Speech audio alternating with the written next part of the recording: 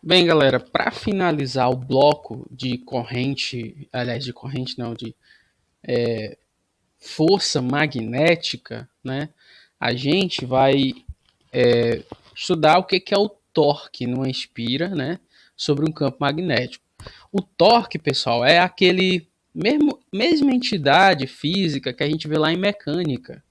Torque nada mais é do que um giro proporcionado por um binário de forças, tá?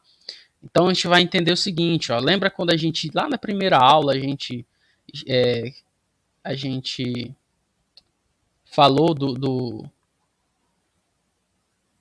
comportamento do ímã dentro de um campo magnético? Opa, aqui, ó. A gente falou que esse cara, né, ele vai se alinhar ao campo de forma que, se aqui é o sentido do campo, né, aqui é o sul, aliás, isso aqui é, show só, ó, então aqui, ó. Se aqui é o norte do campo, ou aqui é o sul do campo, né? Porque é do norte para o sul, então aqui é o norte do ímã e aqui é o sul do ímã, tá? Magnético, ok? Então o que a gente vai ter aqui, ó? A gente vai ter que nesse caso do torque sempre vai acontecer, vai ser possível quando houver uma situação de equilíbrio instável, tá? Se você tem dúvida o que é uma situação de equilíbrio instável, verifique a primeira aula. Na primeira aula a gente resolveu até questão sobre isso. Então, mas para deixar mais sintetizado, né? A situação de equilíbrio instável é aquela situação que o corpo, quando ele sofre algum tipo de rotação, ele não tende a voltar para o local anteriormente ocupado. Né? Então você imagina, para você visualizar, né? Então, uma bolinha dentro de uma cuia, né? Aqui no centro ela está em equilíbrio estável, né? Por quê? Porque se eu mover ela um pouquinho para cá, ó, ela vai tender a voltar para o fundo da cuia. Agora, se eu imaginar uma beirada aqui e essa bolinha estiver aqui, a partir do momento que eu movimentar ela nesse sentido, ela não volta mais para cá, tá? Não volta. Por quê, professor? Porque aqui tem atrito, né? Tem atrito. Então vai haver uma não vai haver conservação de energia, ela vai dissipar energia nesse movimento dela, não vai conseguir subir para essa região onde ela estava anteriormente. Então ela está em equilíbrio instável, tá? Só para vocês ficarem lembrados aí do que é o equilíbrio estável. Então agora a gente vai fazer a conta, né, para a gente encontrar esse esse torque, ok? Então imagina que esse fio ocupa uma certa área, né? Como aqui tá visualizado, tem uma certa área, certo? Que é um quadradinho, né? Outro quadradinho, um retângulo.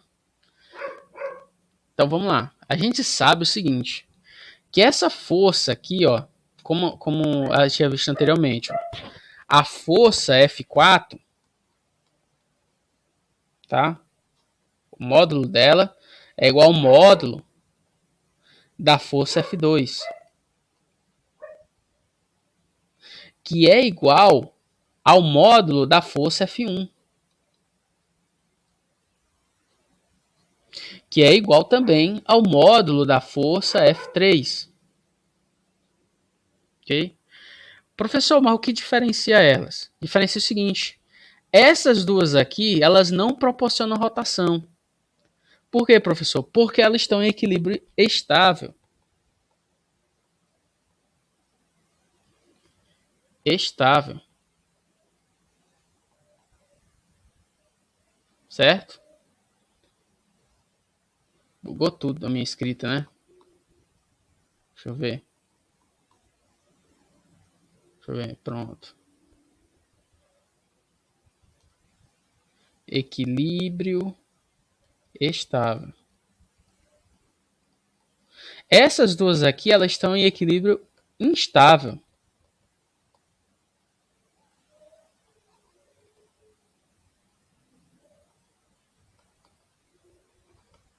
Dá para ver que tem uma certa inclinação aqui, ó, né, em relação à horizontal. Então elas vão proporcionar uma rotação. E essa rotação em qual sentido, professor? No sentido do campo, tá? Essa rotação acontece no sentido do campo. Ok? Não reparem, mas eu escrevi equilíbrio aqui errado, né? Eu corrigi, apesar de ser professor de física, mas a gente tem que ter um compromisso, né? Equilíbrio estável. Ok, beleza. Vamos lá. E aí a gente vai calcular. A gente sabe que devido a um fio, o produto vetorial, né, entre os dois, então a força magnética é igual a IL, certo? Que eu vou chamar aqui de L, mas é para ser Y, né? Por causa da notação, é esse Y aqui, ó. Y é igual a, que é o deslocamento, tá, pessoal? Não vão confundir com o fio, tá? É o deslocamento, ó. Então, IYB, tá? Então, o deslocamento é perpendicular à força, né? Ao campo, aliás, então é válido isso aqui, ok? Só que é o seguinte, o torque, a gente vai chamar de M, que é um vetor, o módulo dele é igual à força vezes a distância percorrida, tá? Só uma correção, aqui não é Y, que é X. Então, I, X, B. Então, a distância em que a força, né, moveu o objeto. Então, a gente vai ter que essa distância aqui, ó, não, professor, não. Aqui é Y mesmo, tá? Não vamos confundir, não. Ó. Logo, esse D aí, que é a distância é a distância percorrida pela força, né? Vai ficar cateto adjacente, né? Aqui eu tenho um θ, ou aqui eu tenho um alfa. Isso aqui é igual a x cosseno θ. Cosseno alfa, professor. Tudo bem. Cosseno alfa. Cosseno alfa. Substituindo aqui, ó, né? Então vai ficar, portanto, o módulo do torque é igual a I y b vezes x cosseno alfa. Só que esse xy, quando eu fizer o produto, nada mais é do que a área desse camarada. Aqui, ó. A áreazinha vou chamar de bobina, né? Porque é um fio amarrado, um fio, aliás, fechado, né? Então, vai ficar igual a I B A cosseno alfa.